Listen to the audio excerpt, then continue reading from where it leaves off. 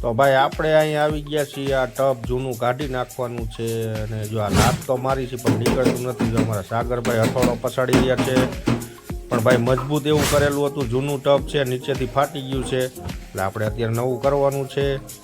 અને જો ભાઈ અમે ક્યારના લાતો મારી છે હો, પણ નીકળતું નથી. જો પગ દુખવા માંડ્યો પણ મારું બેટું હલતું જ નહોતું. પછી હથોડો લઈને ભાઈ સાગરભાઈને કીધું મારો હથોડો ને કરો નોખું. અને પછી ભાઈ આપણે જો મીડા તોડવા, આ મારી દીધો હથોડો, આ ટબ થઈ ગયું નોખું. એકદમ ઝીણું મટીરિયલ ભૂકો કરીને પછી આપણે હળદી ભરી લેવાની છે, કારણ કે નીકળતું નહોતું એટલે આપણે શું કરવાનું ભાઈ, આવું કંઈક કામકાજ છે ભાઈ. જો આજનું કામ આવું થોડુંક અઘરું લાગતું હતું પણ તોડી નાખ્યું છેવટે આપણે ટબ.